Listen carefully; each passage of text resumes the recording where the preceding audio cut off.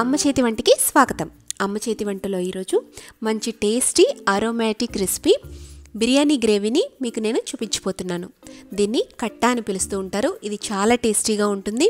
ఏ బిర్యానీలోకైనా ఇది పర్ఫెక్ట్గా సూట్ అయిపోతుంది. ఈ కట్టాని ప్రిపేర్ చేసుకోవడానికి ముందుగా స్టవ్ మీద ఒక కుక్కర్ని పెట్టుకోండి. ఈ కుక్కర్లో 2 టేబుల్ స్పూన్ల ఆయిల్ యాడ్ చేయండి. ఆయిల్ హీట్ అయిన తర్వాత హోల్ గరం మసాలాని యాడ్ చేసుకోండి. చెక్క, మొగ్గ, యాలకులు, బిర్యానీ ఆకు యాడ్ చేసి ఇందులోకి సన్నగా తరిగి పెట్టుకున్న 2 ఉల్లిపాయలు, 2 పచ్చిమిర్చిని వేసి ఉల్లిపాయ వేగేంత వరకు 2 నిమిషాల పాటు వేయించుకోండి.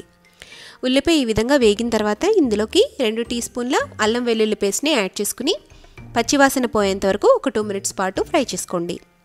ఇప్పుడు ఇందులోకి సన్నగా తరిగి పెట్టుకున్న 2 టమాటాలని యాడ్ చేసుకోండి. టమాటాలు మెత్తబడేంత వరకు మగ్గించుకోవాలి. టమాటా మెత్తబడిన తర్వాత పెద్ద ముక్కలుగా కట్ చేసి పెట్టుకున్న 2 వంకాయలు, అలాగే ఒక 10 ఆనపకాయ ముక్కల్ని యాడ్ చేసుకుని మొత్తం కలిసేటట్టుగా ఒకసారి కలుపుకోండి. తర్వాత ఇందులోకి 150 లేదా 200 గ్రాముల మటన్ బోన్స్ని యాడ్ చేసుకోవాలి. ఈ బోన్స్ మనం ఫ్లేవర్ కోసం యాడ్ చేస్తున్నాం. బయట మనకి మటన్ షాప్లో బోన్స్ కొట్టమంటే ఈ విధంగా కొడతారు. ఆ బోన్స్ నన్ను యాడ్ చేసుకోవచ్చు, లేదా మనం మటన్ చేసుకునేటప్పుడు బోన్స్ని సపరేట్ చేసుకుని ఆ బోన్స్ని కొద్దిగా యాడ్ చేసుకోవచ్చు. నాన్ వెజ్ తినని వాళ్ళు వీటిని అవాయిడ్ చేసినా పర్వాలేదు. తర్వాత ఇందులోకి రుచికి సరిపడా ఉప్పుని యాడ్ చేసుకోండి. అలాగే 1.5 టీ స్పూన్ కారాన్ని యాడ్ చేసుకోండి. ఇందులోని ఒక 1/2 టీ స్పూన్ పసుపు, 1/2 టీ స్పూన్ జీలకర్ర పొడి, 1 టీ స్పూన్ ధనియాల పొడిని యాడ్ చేసుకోండి. నెక్స్ట్ అన్నీ కలిసేటట్టుగా బాగా మిక్స్ చేసుకోండి. ఇలా అంతా కలుపుకున్న తర్వాత మూత పెట్టి ఒక 5 నిమిషాల పాటు మీడియం ఫ్లేమ్లో మగ్గించండి, లేదా 10 నిమిషాల పాటు లో ఫ్లేమ్లో మగ్గించండి. ఇలా మగ్గిన తర్వాత ఇందులోకి నానబెట్టుకున్న చింతపండు గుజ్జుని యాడ్ చేసుకోవాలి. మనం చేసుకునే క్వాంటిటీని బట్టి ఈ చింతపండు గుజ్జుని నానబెట్టుకోవాలి. చింతపండుని నానబెట్టుకున్న తర్వాత ఒక 1/2 కప్పు దాకా చింతపండు గుజ్జుని యాడ్ చేసుకుని మిగిలింది పక్కన పెట్టుకోండి.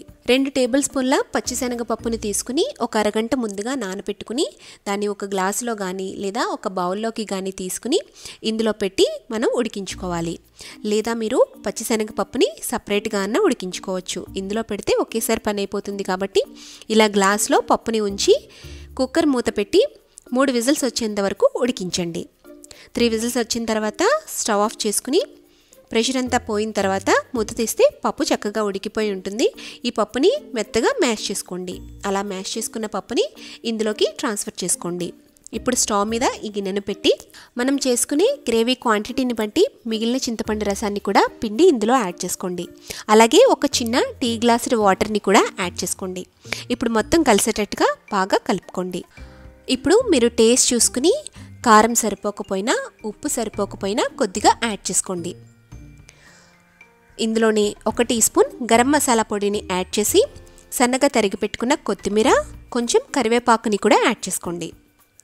ఇప్పుడు అంతా కలుపుకుని మూత పెట్టి ఆయిల్ పైకి తేలేంత వరకు ఒక 10 నుండి 15 నిమిషాల పాటు మూత పెట్టి ఉడికించండి.